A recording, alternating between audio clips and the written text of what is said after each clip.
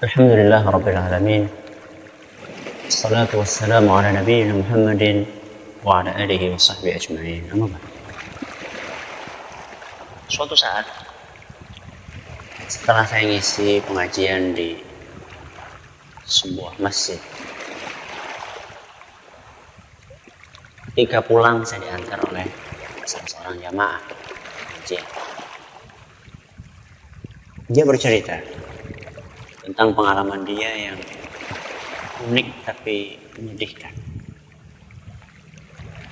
Kata dia, pernah suatu saat saya bepergian, kata dia, ke rumah menuju ke suatu tempat.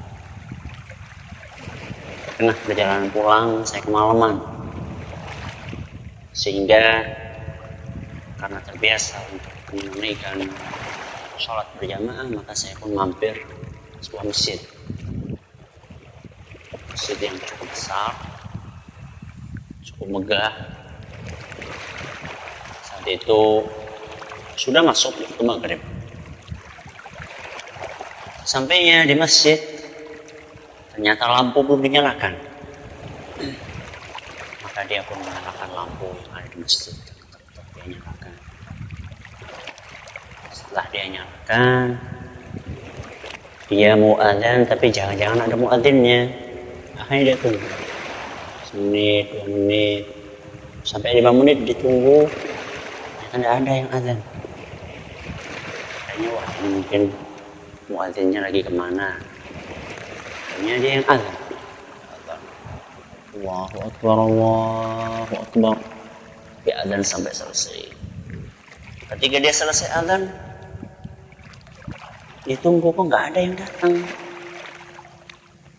Kemudian setelah selesai adzan dia, kalau gitu saya sholat sunnah dulu 2 rakaat. Sholat qabliyah maghrib, sholat 2 rakaat. Siapa tahu ketika tengah sholat nanti ada yang datang.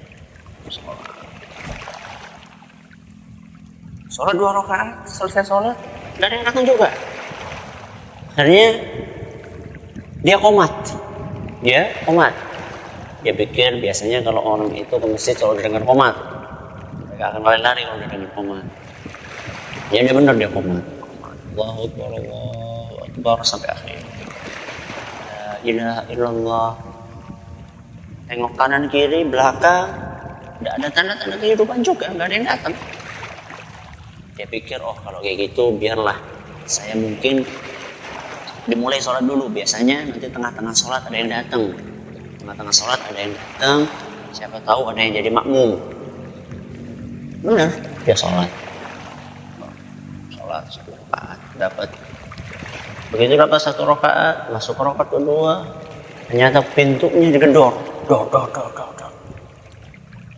Alhamdulillah nih ada teman. Alhamdulillah ada teman. Udah 2 rakaat, 3 rakaat selesai. Assalamualaikum warahmatullahi wabarakatuh. Assalamualaikum warahmatullahi wabarakatuh. Ketika dia nengok ke belakang, ternyata nggak ada siapa-siapa. Di belakang nggak ada siapa-siapa. Akhirnya dia agak gemetar juga. Bulu kuduknya yang tadi bisa biasa mulai merinding. Akhirnya jangan-jangan siapa tadi yang gedor-gedor pintu. Akhirnya mungkin dia tidak sempat sholat sunnah karena sudah terlanjur takut. Dia tinggalkan itu masjid. Kemudian dia segera masuk mobilnya. Sebelum dia pulang dia mampir ke warung, minum di situ, jajan. Ketika dia mampir di warung itu, dia iseng bertanya kepada yang punya warung, "Bu, itu masjid itu,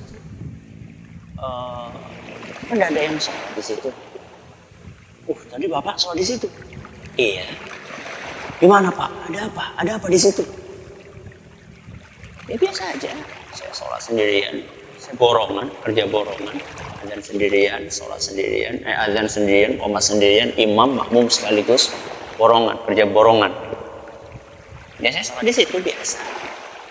Masa tidak ada apa-apa?" "Ya tidak ada apa-apa. Cuman tadi ketika lagi sholat itu di tengah-tengah sholat ada yang gedor pintu." Kata si pemilik warung, "Nah itu masalahnya. Itu masalahnya, kenapa pada nggak sholat di situ?" "Loh, kenapa emang?" "Itu masjid angker." "Itu masjid angker." ketika saya dengar kata-kata itu, subhanallah. Kalau ada masjid, rumahnya Allah subhanahu wa ta'ala, berubah menjadi tempat yang angker, itu salah siapa? Salah setannya atau salah manusianya? Hah? Jelas salahnya manusia. Salah siapa lagi kalau bukan salahnya manusia? Itulah kondisi masjid kaum muslimin. Kalau seandainya kaum muslimin dipacu, dimotivasi mereka untuk iuran bangun masjid, untuk iuran merehab masjid, Masya Allah, semangat sekali mereka, luar biasa. Langsung mengacungkan jari, saya semennya, yang lain mengacungkan jarinya, saya keramiknya, semuanya. Mengacungkan saya kusennya, saya pintunya, saya gentengnya. Giliran suruh bangun, giliran suruh ngerehab masjid, semuanya berada di garda yang terdepan. Setelah jadi, giliran ngisi masjid, apa kata? Semuanya mundur ke belakang. Belakang sendiri. Inilah kenyataan yang ada. Saya bukan sedang mengatakan jangan bangun masjid. Saya bukan sedang mengatakan jangan rehab masjid.